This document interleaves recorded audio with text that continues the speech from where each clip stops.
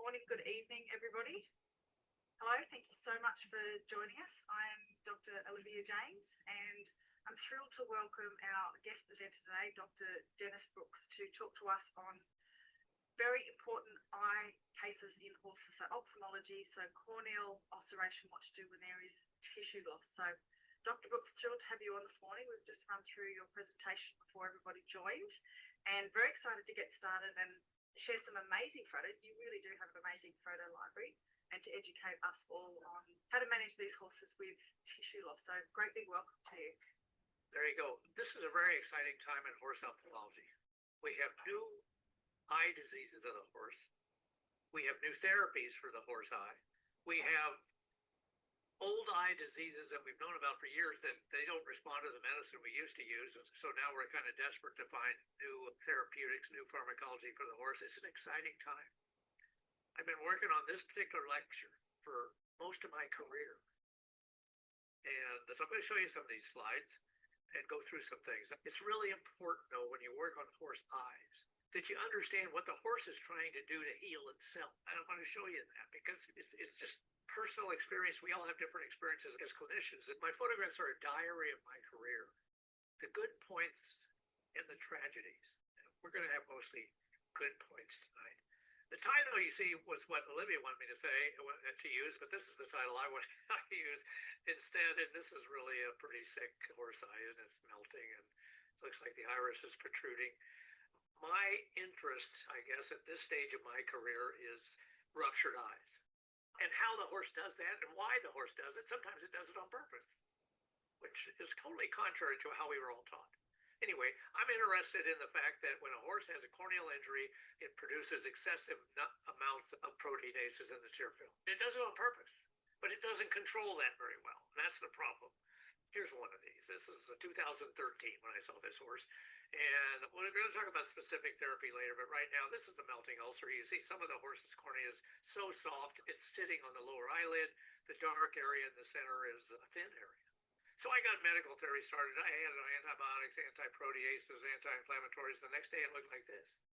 One day post-op. Is this better? This is what the horse did. I was naive enough to think in 2013 I knew how to influence the horse's eye, and I still believe that we all can, but the horse powerfully removes damaged corneal tissue. And you do, we can't stop it. And this eye didn't get better. But we'll see about that later. But this eye changed my career. Okay? This picture, this thoroughbred mare changed my career. It changed how I looked at the horse's eye. This horse is a thoroughbred broodmare. She was out on a farm in Ocala, Florida. She'd been out, they put her out the farm, and 6 months later, they brought her back. And when she went out, she had two normal eyes. When she came back, she looked like this. And they want to know why. What happened? I'd never seen anything like it. So what I started to see, and I'm sorry for the picture, this brown part, this is corpora nigra that is attached to the back of the cornea. It doesn't show well, but this is an anterior synechian. And then I saw these little things. There's one, there's the arrow. Here's the pupil. The horse can see, it's not painful. These are called retrocorneal fibrotic membranes. They're collagen. The only time you see retrocorneal fibrotic membranes, the only time, is after the horse cornea ruptures and then heals itself. And they're like projections from the iris to the back of the cornea. There's two here, there's another here, and I think there's another on the other side. This horse had ruptured its eye and got no therapy at all. None. Zero. The iris came up and plugged the hole. Iris prolapses I used to be afraid of iris prolapses. Okay? But that's the horse trying to save its own eye. The horse knows how to heal itself. My whole career changed. My career changed to the point, if the horse eye can do this without my help, how can I help it and not do stupid things that get in the way of its natural healing capability? And that's what we're going to talk about in this course. From disease after disease after disease. What's the horse trying to do, and how do we help it not get in the way? So this is an iris prolapse that got no therapy. But what it did what the horse did. And you know, I just realized this was 2010. I just realized this 2 or 3 months ago. What did the horse do to heal itself? It produced collagen. That doesn't sound like a big deal, does it? But there was collagen missing. The whole point of this lecture was what about horses that have deep ulcers, and they're deep because the collagen's gone. The whole horse cornea is 1.5 millimeters thick, 1,500 microns. So what I used to do about 2010 was 2009 was a crucial time for my career, I guess. I had gotten started in this as an official ophthalmologist in 1984. And I was always interested in horses, but I kept attracting difficult cases. And I was stupid enough, naive enough, I guess, to think that I knew how to help these animals heal. So if I had a ruptured eye, this is a desmetocele. We'll talk about desmetocele. When all of the cornea is missing, except Descemet's membrane. And why does the horse do this? The horse did this on purpose. The horse is really good at creating desmetoceles, real good at it. There's a surgery designed to create a desmetocele, and I've tried to do that surgery several times. It's almost impossible. Nobody can do it like Mother Nature and the horse. It's amazing. Anyway, the old book said, if you had a desmetocele or a ruptured eye, just do a conjunctival graft. Okay, a single layer. Nothing else. Just cover it up. It worked great on his eye. It worked great. But I went back and looked at my data. I was only getting 33% of these eyes visual with single layer. I didn't use that term back then. I'm going to talk about single layer repair of deep corneal lesion and double layer. Double, more collagen. I wasn't adding collagen here. I was putting a conjunctival graft on it. And I used to tell my students, oh, one of the things that a conjunctival graft does is it puts collagen, it puts fibroblasts actually onto the cornea, and they get a scar. Okay, that's what the horse is doing itself.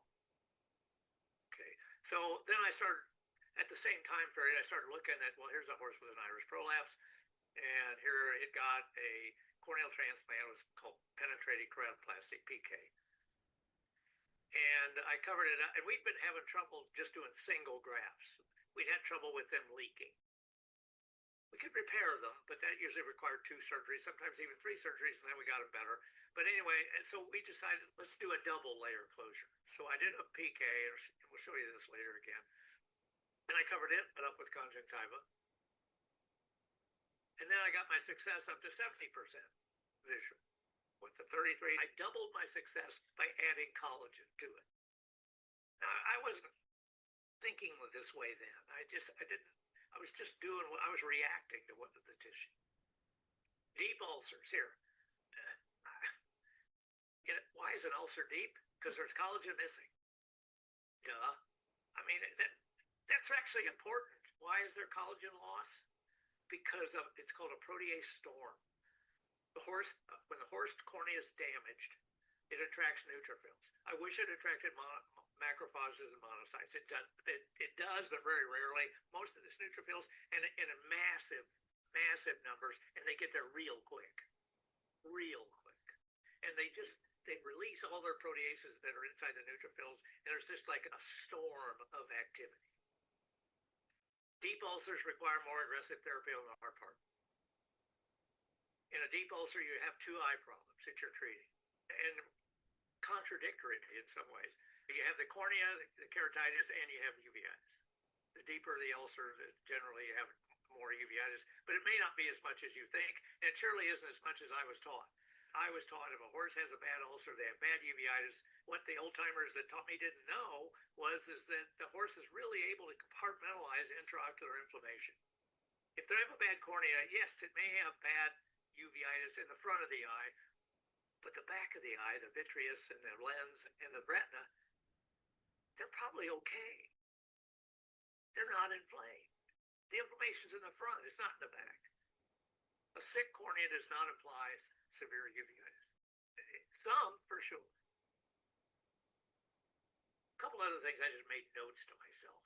In horses with eye problems, when I think things are better, they respond to medicine, but they also have their innate healing capability, but they also hide things from us. When I think things are better, they're usually not as good, not as improved as I think they are. So what do we all do? And what do we all do? We have a horse with an eye problem. We institute therapy. It starts getting better, and then you or the owner, somebody starts taking them off medicine, usually early. Wean them off the eye medicines in severe eye cases in the horse, whether it's uveitis or corneal disease. Slowly run it. If you're on 4 or 5 different medicines, you think things are fine. Stop the antimicrobials first. Sterilizing a corneal ulcer doesn't guarantee it's going to heal. Think about what your own therapy is for a horse with a corneal ulcer. I guarantee you're going to use one antibiotic and maybe one antifungal, and then it doesn't get better, you're going to switch. And I feel that pressure myself. If it's not getting better, it must be on the wrong antibiotic. And that's not the case always. Ulcers get deeper, not because the infection's getting deeper, it's because the enzymes are digesting it. The horses, they're doing this on purpose. They're getting rid of the sick tissue. They're getting rid of the sick collagen. They're getting rid of the sick keratocytes. They're getting rid of the dead fungi. They're sloughing the fungi off. Ulcer sterilization doesn't guarantee it's going to heal. Of course you have to sterilize it, but you have to control the enzymes too. And if you can't control the enzymes, we're going to lose that cornea. Some other things. I just made some notes before we look at pictures, because I think it's really important to understand where we're at in all of this. I was taught the horse cornea heals poorly. Oh no, it has powerful healing capability. It's not controlled very well though. I mean, the horse doesn't control anything, does it? They overreact to everything. We must not learn to get in the way of what they're trying to do themselves. The purpose of this lecture today, and the purpose of the whole course that we're proposing here, is that the more that you understand what the horse is trying to do, so that when things go wrong or they don't go like you anticipate, that you know how to change, how to alter your therapy. If the epithelial cells are damaged, the horse sloughs them.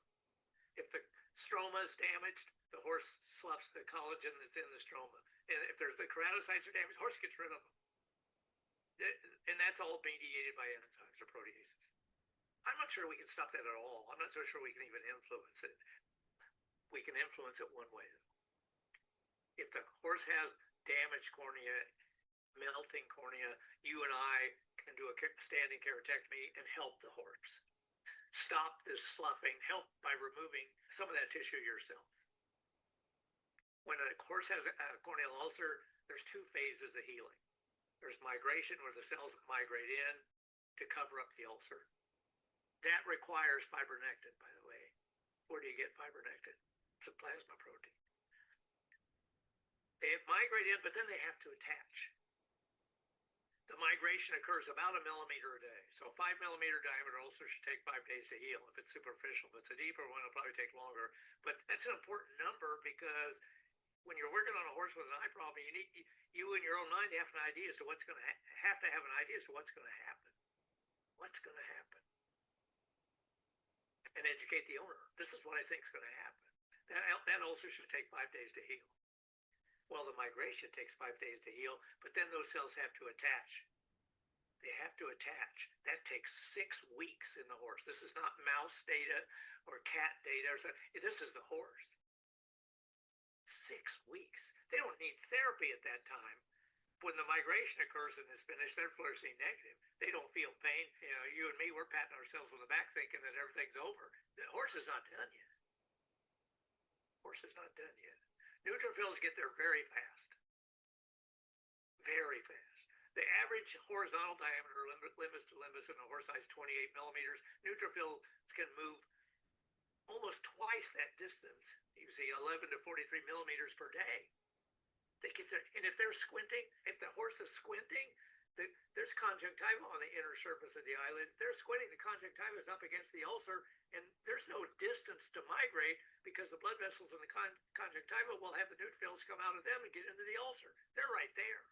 Reducing pain is more than just psychological. Reducing pain so they don't squint anymore, that's really important. Blood vessels, many times we can't get a horse cornea to heal until it vascularizes. And and blood vessels take about 1 millimeter a day. If you give them too high of a dose of flunixin, it'll slow this down. It'll slow this down. Look at this picture. This is one of the scariest situations. When I see this, it's from 2000. I'm still scared. You see, there's a dark ring around this ulcer. This is called a groove or a gutter. And this is mediated by proteases or enzymes. And this tissue in the center of this ulcer is damaged. The horse's response, it's going to slough it. This is what a desmetocele looks like before it's a desmetocele. This is a pre-desmetocele. Seeing a groove scares me. It's a precursor, and you can't stop these. We just wrote a paper from Florida and looked at our data. Medical therapy, surgical therapy. There wasn't anything one better than the other. I mean, rushing them to surgery doesn't help. They sure need a lot of medical therapy. Here's an example of this, okay? I didn't get this eye better. So I nucleated it, and then I did the histology. Look, here's the groove. It's just starting. Dark is thin. This area is being encircled. You see the whitish yellow here? This is neutrophils. Whitish, it's a ring of neutrophils almost completed. Dark is thin. Okay, now look at the arrow. That arrow is right up here in this tissue. See? Whitish neutrophils. Here's neutrophils. This is a thin area. This is a thin area. But here's why this picture is important. This purple, if you look at this under higher magnification, this is neutrophils. This is a dissection plane. These neutrophils are going to move through here and just slough out all of this stuff and create maybe a desmetocele. This is scary stuff. If they're slow healing, if the ulcer doesn't heal, it doesn't obey the 1 millimeter per day rule, and maybe there's a stem cell problem, which we don't have time to talk about today, but where are the stem cells that affect the cornea? They're in the conjunctiva. We'll get to that.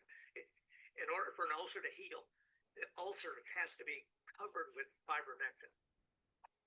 If you have a non-healing ulcer, you add plasma. Infection, cytology to figure out what you've got. It may be the tear film's abnormal because too much enzyme activity gives these horses dry eye. Didn't know that before, I bet.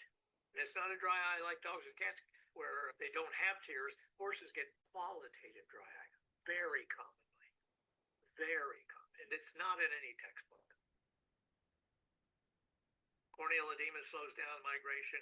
And then if there's a membrane that forms microscopic protein membrane on the corneal surface, and many of you know this, the ulcer won't heal. If it doesn't attach, so the cells migrate, they cover up the ulcer site, but it still has to attach.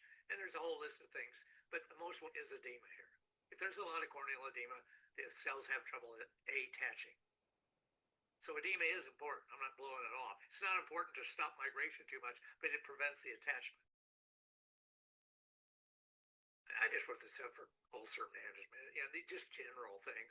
We will all do our best to sterilize the ulcer surface. Despite my comment earlier, that doesn't guarantee it's going to heal. It's part of the healing. We have to reduce tear filament protease activity. This is hard. It's hard to turn it off. The horses, the levels are huge. Did you realize that a horse has a corneal ulcer in one eye, and that makes the enzymes go up in one eye? They go up in both. No one knows why that is. Is that proteases being controlled in the brain? Is it central control? If there's corneal edema, we reduce it as best we can. They're going to have uveitis. Got to treat the uveitis also. Can't use topical steroids, but we can use topical nonsteroidals and atropine. We need to learn how to moderate corneal fibrosis, which is probably the most important part of this lecture. In some ways, is to start thinking about it. Topical high hyaluronic acid can help reduce scarring. There's a thing called collagen cross-linking, a technique that I think every one of you should be doing. And I think I got enough time to talk about it a little bit. And if there's missing collagen, it needs to be replaced. You can buy collagen from different companies now to use as an eye drop. Some of them are topical amnion. The topical amnion eye drops replace collagen. It's important. Now look at this picture. You also should, anytime you look at a horse's eye, you should photograph it. And then look at the picture right then. Not 3 days later when you can't remember the case. Right then. because you'll see things in that photograph that you missed when you looked at it yourself. I do. Everybody misses things. What do you see in this picture? Blue is edema. Red is blood vessels. Whitish yellows, there's the cells, the neutrophils. Dark is thin, but here's what I didn't see with my own eyes. You see this little white dot? That's significant. This is a deep ulcer. It's got corneal edema, it's got cellular infiltrate, and it's got a leak. There's a hole in the cornea, and it's too moist in here. This is a reflection in your camera, and this horse has got a leak. If we don't fix that leak, the hole will just get bigger. So here's what I did, okay? These people, listen, I took an oath, we all took oaths to do our best for these animals. And this is a really nice horse, and these are really good, hard-working people, and they don't have the money to go for a corneal transplant and all that stuff, or $7,000 total or whatever. They don't have the money, they ain't spent it, they don't have it. So what I've spent my career doing is trying to figure out other ways to get around this stuff, okay? And it's got a hole. So here's what I did. I started looking at tissue glues. There are tissue glues marketed to veterinarians. I happen to be using Tissue Med Roman numeral 2 this day, but I've tried several. Gluing is, I got tissue missing. So I'm not just going to use glue. If that's the only thing you got, you use the glue. Glue is really good for small leaks. If you have a descemetal seal that's not leaking, don't put glue on it because it'll rupture. Because when the glue sets up and becomes hard, it's a liquid, because that when it sets up, it gives off heat. It'll melt this thing. That's a scary thing. And then, when it makes a noise, when the eye ruptures, you don't want to hear that noise. I've heard that noise twice in my 45-year career. I don't want to hear it. I don't want you to hear it. It makes a noise. So what I'm going to do is I'm going to glue collagen on the leak. And I also use Glucher, which is another. There's several of these things. They're all made for veterinarians, and some of them are really runny, and some of them are more viscous, and so you're on your own. But now look at this photograph. Get a screenshot of this if you're on your computer.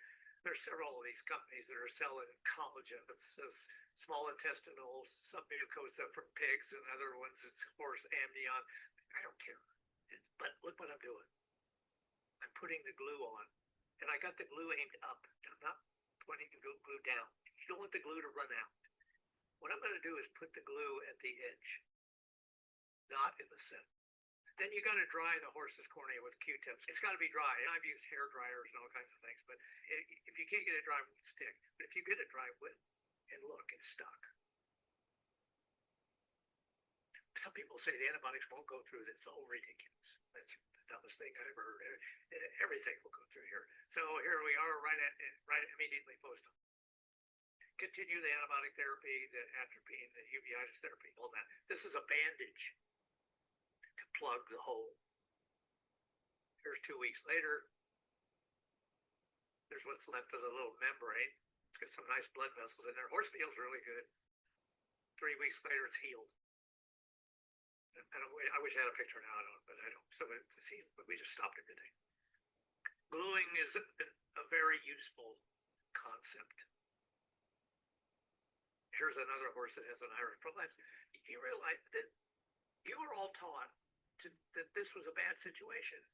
And it is, but this is the horse trying to save its own eye. See, yeah, I had to change my mindset. This is the horse trying to save its own eye.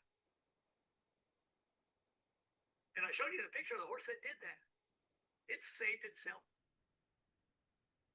If there's a lot of iris sticking out, you have to trim it down. Okay. And then you do what we did on the previous horse, put a patch on it. I'd love to go to surgery. There's a thing called Seidel's test, which tests for a leak. You want to do Seidel's test, which is another use of fluorescein. If it's leaking, that elevates the damage, the potential damage, and elevates the potential risk that what you're going to do doesn't work. It'd be nice to refer these cases, but what if you're out in the middle of Norway? No offense to Norway, I love Norway. But if you're out in the middle of nowhere and it's you and the horse and the owner, to think about these things. Got to be prepared. Anyway, I did a corneal transplant and I covered it up with conjunctiva because that gave me a double layer closure. And here it is later. This is more recent. This is 2023. It's a Pseudomonas ulcer. Now look, dark is thin.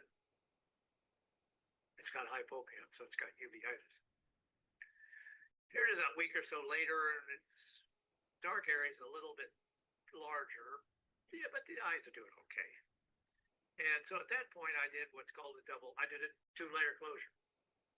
And I sutured amnion because it's a bandage. I sutured it directly to the cornea, and then I put a second layer of amnion at the limbus. The second layer is to protect the sutures holding the inner layer in place. This is not easy stuff. You need a lot of care. So this is 25 days later, and here's some of the second layer, the inner layer. The outer layer is gone. It is junk. If you use amnion, you don't want it to stay there past 7 to 10 days. You want it to fall off. It's a bandage. So here I am at 25 days post-op. Inside the eyes, good. Another a month post-op. Basically, the horse is off its medicine at this point, but it continues to heal. That's how it ended. And then I'm sure it looks a lot better now. Anytime you use amnion, you're going to get this granulation tissue in the center, which will go away. That's what I didn't know. And I told Olivia before that in preparing for these lectures, for the course we've got organized, I got to look at some of my older cases, long-term cases. The owners would just come by like 2 years, 3 years later, 8 years later, 14 years later. They just bring the horses by. Take a look, Doc. You know what I saw? This stuff becomes transparent. It's a scar right now. But with time, I call it Mother Nature. The horse itself removes the scar. So I don't know how we do this on our own anyway. Here's something that helps, and you should be aware of this because this is useful for general practitioners, and everybody should do this, and it's not expensive, and it's extremely useful in superficial ulcers and deep ulcers, okay? And that's called collagen cross-linking. And basically, it's taking and I have the details in another lecture, but if some of you are interested today or in the next day or so, I can get you the information. Need a light that produces ultraviolet light at a certain wavelength, 365 nanometers, I think is what it is. And you need riboflavin, vitamin B2. In the States, it's really hard to get riboflavin right now. Why? Because veterinarians have been buying it to treat their horses. They've driven the price up. It's not horrible, but it's still like, it used to be cheap, now it's not. And now you can't even find it because there's so many veterinarians doing this in horses, because it works. Ultraviolet light and riboflavin. So this is a horse with a bad ulcer. You can sort of see it, the yellowness in the cellular infiltrate. And I'm now spraying riboflavin. There we go. It looks like fluorescein. Actually, it makes it look like it's fluorescein stain. And then I'm going to take the light. Now, this came from Switzerland, and they want you to buy a $7,000 laser to do this. I bought my light from Amazon.com for $45 or $40 US dollars. So you keep doing it. You're going to do it for 6 minutes. And I'm about 3 centimeters away. The light's about 3 centimeters away from the surface. Why? Because you need 19.5 milliwatts per cubic centimeter, and you can get that with a light meter. They're real cheap. But then it's kind of standard. You see what I mean? And so it's 6 minutes, once a week. Sometimes I do it every day. On the bad ones, what does this do? It makes the melting ulcer stronger. It makes the new collagen that is being produced by the horse, it makes it stronger. And even if there's not a lot of collagen missing in a superficial ulcer, it helps those ulcers heal also. You continue your medical therapy. This is adjunctive therapy. You with me? Collagen cross-link is a big deal. I think the Swiss, well, I give them a lot of credit for this, I'm teasing them actually. I think that they have a 20-minute protocol. The rest of the world has a 6-minute protocol, or there's the fast therapy of 2.5 minutes. I'm at 6, and it really helps my cases. Let's see what the next picture is. There we go. Oh, we did that one already. This is the horse I just looked at. This is her now. And this is a 2002. I'd love to see her now. I bet you that's almost gone. Here's another Pebbles, another horse, melting ulcer. Here's I sutured it. This is several days, 5 days after surgery. Same thing. I had a double layer closure, and then the amnion that was covering outside is falling off. It always does. When this first happened, I thought, oh my God, the amnion's coming off. And it's like, now it's like, okay, that's fine. Amnion acts is another thing that I got into real early because amnion is a self-sacrificing dressing. You put the amnion on, and all those tears that are attacking the horse cornea, they attack the amnion. And then it falls off. Well, isn't that the whole idea of it? I'm helping this animal. I'm giving those enzymes something to do. Something to do. And the horse has time to heal. So amnion grafts are also useful. And you can buy amnion. I was making amnion for the whole United States for a few years. Me and my technician, Butch was my main technician for many years. He's passed away, unfortunately. And I give him all the credit because when I would get busy or get distracted, Butch was right there. We were giving it away, actually. Now it's commercially available. And you can suture it, you can glue it. I debated whether I would tell you this or not, but what the heck. Olivia said, you're all good people. You can take a piece of solid amnion and wad it up. Or maybe there's a medical term better than, and just do a temporary tarsorphia, just put it on there. Now, that's probably not going to help with desmetocele. On a simple melting ulcer where the owner's having trouble, there's all kinds of ways. We veterinarians find creative ways to do it. There's Pebbles again. Here's the graft is falling off. It's okay. Look at her later. The owner sent me this. I mean, think of this is where we started. Veterinarians, we can get these out. We can help these animals. It takes a lot of work. This one I didn't get better. I showed you this earlier. I put the amnion on here, and it ruptured. Owner elected for enucleation, which is fine. When Descemet's membrane is exposed, there's not a whole lot of tissue holding the eye together. And they're exciting things. Here's a desmetocele here, here's a different horse there. 21 microns of tissue. I measured this myself. I worked at the university, we did silly things like measuring things. And that's not a whole lot of tissue holding the eye together. But it's enough. Here's another one. This one I treated medically. And here it is, a scar. No surgery. This is a long time ago. Here's another one. Cody, another one. Oh, I'll stop after this one. Look at this one. Thin area. Looks like it's starting to form a groove. Cellular infiltrate. We were getting better, but the owner, they run out of money. And so here's what I learned on this one. So we enucleated it and looked inside the eye. This is if you enucleate an eye, open it up. The inside of the eye was perfect. I mean, here's the lens and here's the vitreous is sort of sitting here. The inside of the eye was not inflamed. We would have won. We would have won. One means that was helping the horse, not me personally winning anything. People say, Dennis, how do you treat these really bad eyes? And look, here's the thin one that's got hypopyon. Hypopyon is a reaction. But people think that hypopyon means that you have infection inside the eye. No. This is a reaction. And hypopyon, I don't care. As long as I institute therapy, and if I get more hypopyon after I've started medical therapy, the therapy's wrong.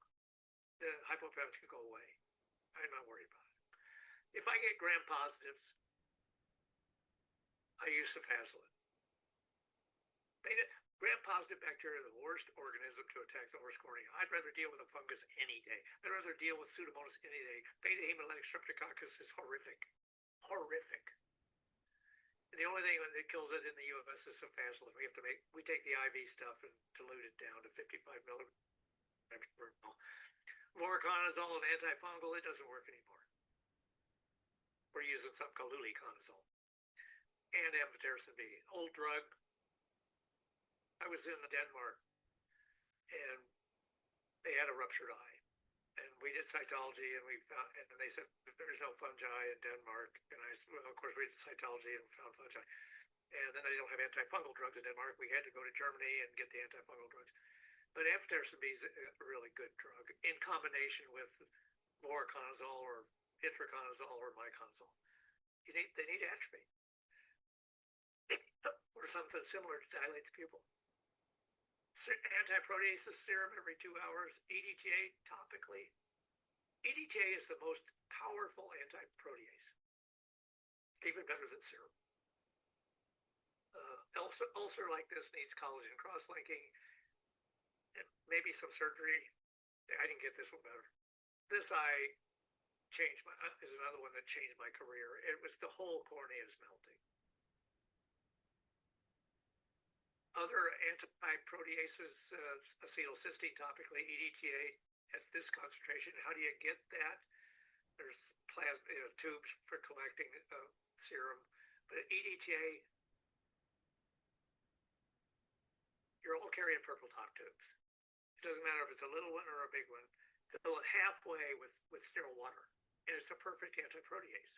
It's at 0.2% if you fill it halfway. How do I know this? Because Andy Matthews, many of you know Andy, great internal medicine person in Scotland. He and I were one Saturday night in Scotland trying to figure out how much EDTA, how much sterile water you put in an EDTA tube to get we were 0.17%.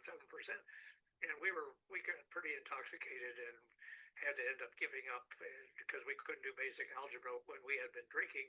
And then we found out it also says it on the box. Like halfway. If you're going to use serum, replace it every week. I've treated thousands of horses and dogs and cats with their own serum and never seen it contaminated. But I've sure had people send me pictures and go, is this contaminated? I said, well, sure looks like it. I replace it every week. Tetanus antitoxin as an eye drop is a good antiprotease. Topical doxycycline, systemic doxycycline, combinations of antiproteases to reduce it. Anyway, I'm getting out of control. Olivia, I'm going to stop here, I think, if that's okay. Anybody got questions or? Dennis, that was incredible.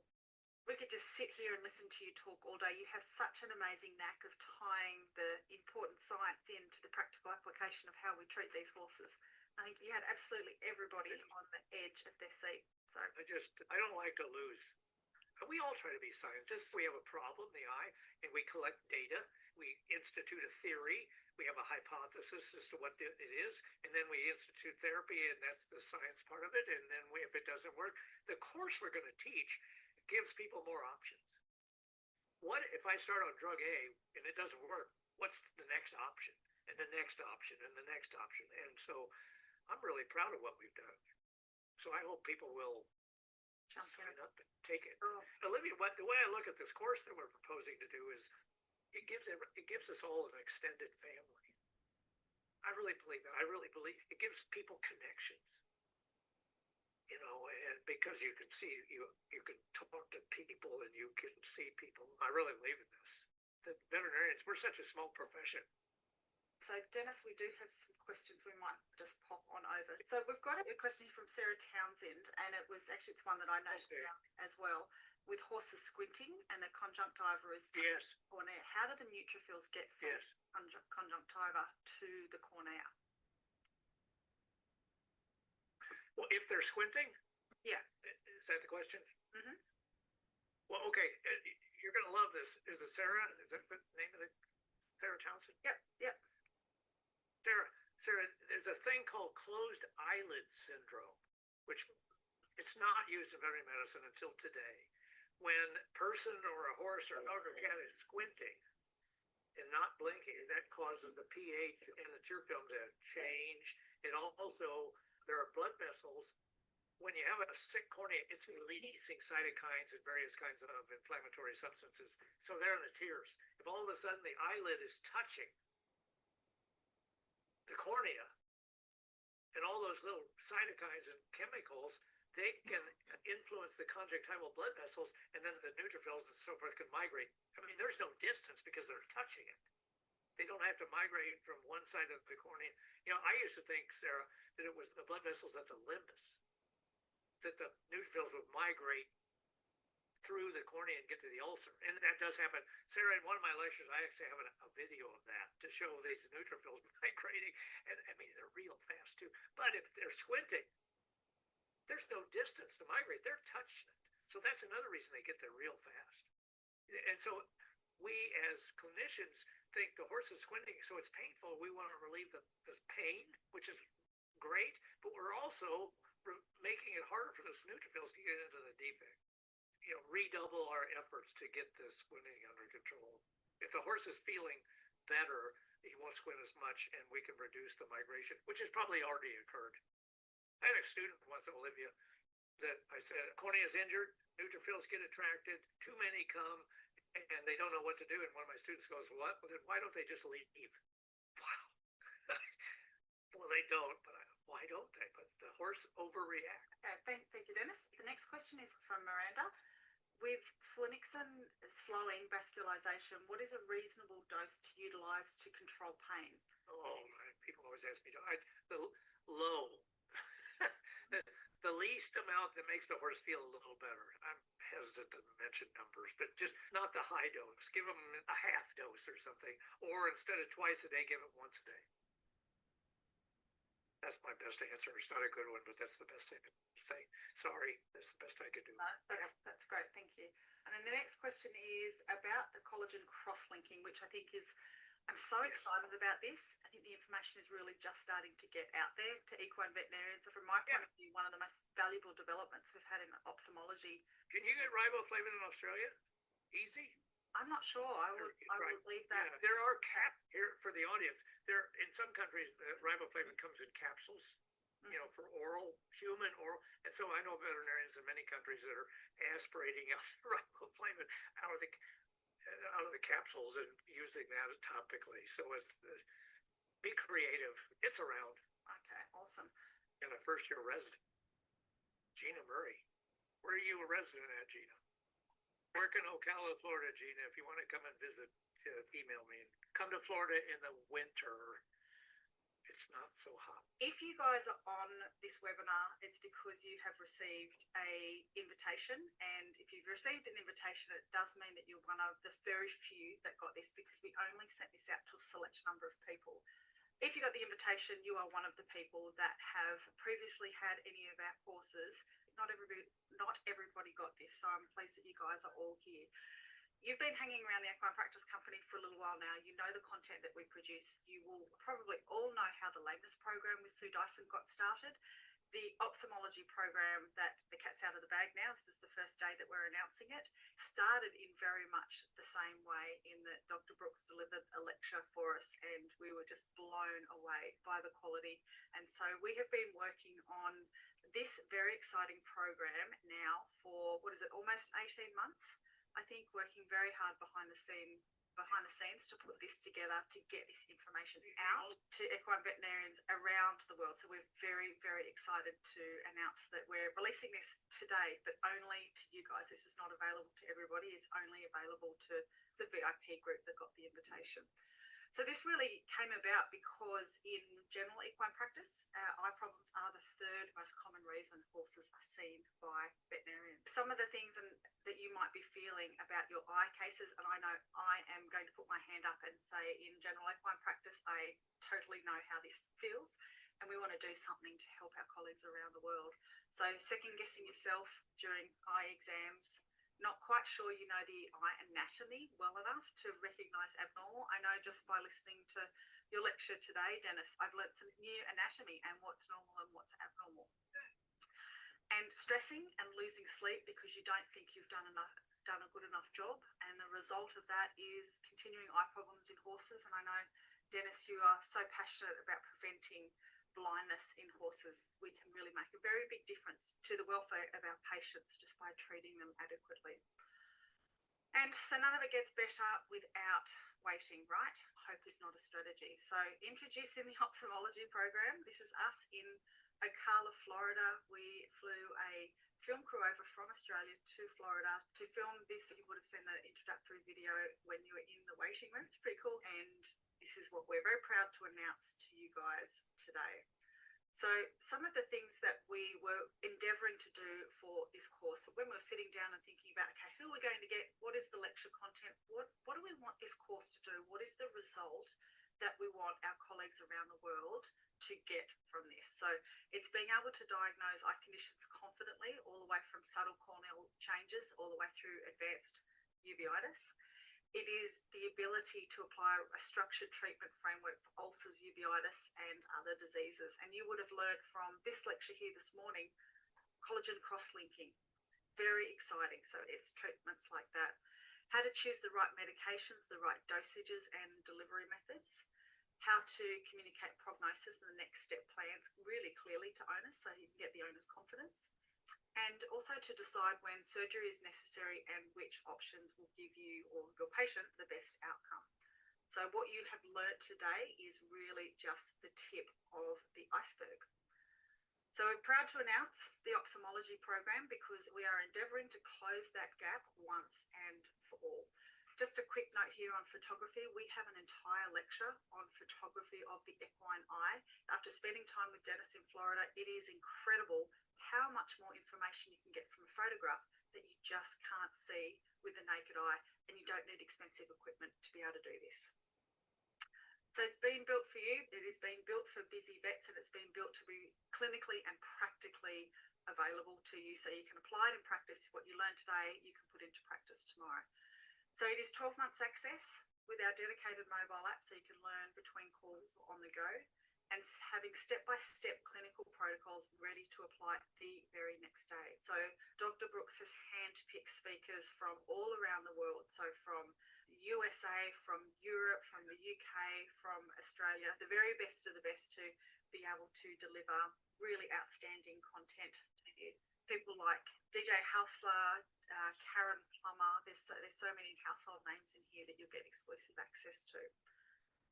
So we'll kick off with the introduction and the practical anatomy and then go straight into the equine eye exam. This is really, really important step. You cannot miss this one. Don't skip that. Don't skip that module. We then go over to the hazy or the blue eye, and then much more into the management of corneal ulcers. So what you learnt today is just the tip of the iceberg. There is a complete module on deep and ruptured ulcers. These are the really scary ones. These are the ones that you really want to know how to manage properly. And then corneal surgery. Dr. Brooks has performed more corneal transplants that are really common in horses, a module on eyelid disorders. So I still think lid laceration repair is one of the coolest surgeries we can do in general practice. Handling complications, because everybody gets them. And then we also have a module on special topics. So the red flags of the pre-purchase exams, fun things like uveal cysts, how to manage the blind horse. So they're clinically relevant, but it's also what you can apply in your practice. When your owners are asking you, how am I going to manage this horse now it's blind? We have a complete lecture on how to manage the blind horse, and that's by Anne Dwyer, who's absolutely amazing. Let's move on to the rest of the Q&A questions now. Okay, tetanus antitoxin. How do you use tetanus antitoxin? Are you just dropping it onto the cornea? Yeah, just as an eye drop. Yeah, don't inject it. It actually has been tested. It's an immunoglobulin. It's an antiprotease. So just another option to reduce the enzyme activity, even on an emergency basis. Just interesting to see that. Okay, and we're putting some takeaways. My takeaways: half volume EDTA, tube and collagen are needed if non-healing. Sterile water though, not saline or lactated ringers or something by EDTA. Sterile water. Good to know. Good to know. And Kylie's asking, can you state again the details of the UV light, your Amazon purchase? I wish I could show you the dang picture. It's in the course as well. Amazon has various ultraviolet light. It's just like a hand torch. It's nothing fancy. The frequency that you want is 365 nanometers. I think some of them do different. You probably should buy a light meter too, so that you know how, because you want to get 19.5 millijoules per square centimeter. And then anyway, my light cost me $45, and it's bright enough and it's the right frequency. You don't need a $7,000 laser. It'd be nice to have it, I guess, but it's like the hand torch is fine. Okay. 6 minute protocol. That's protocol. Yeah. Okay. Christy is asking, once I have white cells within the cornea, is there a particular treatment, and how does vasculature help with healing? Oh, is there a particular? No, there's no particular treatment for when neutrophils are there. I mean, they get there usually before you get involved or I get involved or anybody sees it. See, that this is the thing about the blood. What I noticed a long time ago, and so did the old timers in the old days. I mean, we're talking ancient times, prehistory. When blood vessels moved into the area, the blood had something in it that was healing to corneas. And the healing, and it's alpha 2 macroglobulins, most likely. In the horse, it's alpha 1 protease. So we kind of know what those things are, but they're just large immunoglobulins in many cases that are caught. And then there's also fibronectin in blood.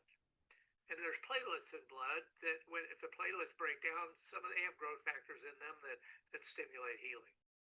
And so there's a variety of blood products that can help a horse cornea heal. The problem is when a blood vessel grows into the cornea, normally there's no blood vessels there. When a blood vessel moves into the cornea, it never leaves. It may not be perfused, so you won't see it as red, but it's still there, and it's called a ghost vessel. So human beings that have blood vessels in our corneas don't like it. It just causes glare and it's bothersome. So we'd rather not have, for optical reasons, have a horse with blood vessels in its cornea. But the horse, if the perfusion diminishes and goes away.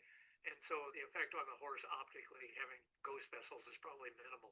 But we can't ask him, can we? So we just assume that. Danielle is asking, did you say that you give systemic doxycycline for melting ulcers? What about minocycline? You can't, I don't routinely, but doxycycline helps everything in the eye. So I have done it when I'm desperate. I've also used topical. There's no ophthalmic formulation in the United States, but you can make your own. If you do make your own, watch out for the pH, because the pH can be very acidic when you're making your own. I found that out the hard way. Horses don't like acid put in their eyes. But doxycycline is very helpful. Tetracycline topically is very helpful because it has antimicrobial and antiprotease effects. So if I first see a horse and it's got a superficial ulcer and I'm concerned it's infected, I'll probably go with tetracycline or terramycin because it has antiprotease and antimicrobial, antibacterial properties. So we'll go in the course. We're going to go through a lot of these antibiotics. There's some antibiotics that are very safe to use in the horse, and some are not. And so, as far as what they're doing to those epithelial cells that are migrating, we got a lot more to learn. But at least we've made a lot of progress in the last few years, and we want to share that. Okay, Marina is sharing that Stokes Pharmacy sells Riboflate. I'm assuming that's in the US. The Meds for Vets is another one besides Stokes. Yeah. That's where we were getting it at first. And Sarah's asking another question. So I know Sarah up in Townsville, which is in far north Queensland in the tropics, gets a lot of eye cases and is very good at managing them and always wants to learn. Can we put the horse's serum in the EDTA tubes? Oh yeah, you can, but but you shouldn't, because serum doesn't dilute very well, and you start diluting. If you took your blood sample with EDTA and it didn't clot, the EDTA is busy, so EDTA needs to be given by itself. I did a study a few years ago when I had two antibiotics, an antibiotic that killed gram positives, another one that killed gram negatives, and an antifungal, and then I had serum. And that combination of 4 different compounds, the serum made the antibiotics and the antifungals more effective, but that combination had no antiprotease activity because the serum was diluted out. So you want to use serum or plasma, it has to be by itself. EDTA has to be by itself. I mean, you can mix it if you want, but in an ideal world, you don't want to mix these things. I understand mixing though, because there's a pressure from us to do it. I had a client, Olivia, fairly recently that I had a horse on 6 different medicine, eye drops, and some systemics, and she was treating her horse 400 times a week. Oh my goodness, was she That's a lot. I said, I didn't have enough guts to figure out the algebra myself. The horse got better. Okay. I work my clients hard. Not everybody's clients are going to do this. And I know that if you have 2 or 3 medicines 2 or 3 times a day, that's a lot of work for some people. They can't do it. So mixing is a good thing, but I think in the course we have a discussion on mixing drugs, and if you have a choice, pumps. if you're going to use a pump and pump the fluid through onto the surface of the horse's eye, put the serum or plasma in a pump and then just give pulse therapy to the individual drugs rather than mix everything. It's more physiological. Like that. Wow. Okay. There you go. There's even a Florida mix, which I'm to blame for, that has mixtures and stuff, and I never use it, but a lot of that's due in the U.S. Awesome. Okay. Okay, so clarifying. So I mean, take a red top, spin it down, remove the serum, and then put it in the purple top. No, you can leave it in the red top, and that'll give you a serum. So collect it in a red top, and you get serum. Collect it in purple tops or whatever, and you get plasma, if that's what you want. And this is in addition to the EDTA? No, keep them all separate. Collect serum or collect plasma. You want EDTA as an antiprotease, it's by itself and it's in sterile water, not blood. Okay. The EDTA that's in blood and it keeps it from clotting is not going to have an added benefit as an antiprotease. Okay. The EDTA by itself. Okay, that's a really good distinction. Thank you. Okay, so checking any questions here. Oh, we're getting some lovely comments, Dennis. Always the greatest information. Thank you. And this is Karina saying, this is beautiful. It really is a family, a worldwide team effort. Karina, that is so lovely of you to say. And it's so lovely because it's exactly the way we feel. So I'm really glad that you guys feel it too. Thank you. Lovely message from Gina. Yeah, family, right? Dr. Brooks and Gina have never met before. And look, you've already got an invitation to go and spend time with him in Florida. Come down, Gina. Come in the winter. Nice. Thank you, Janine. Terrific webinar. Thank you. My takeaway is high dose of Linexil slows vascularization.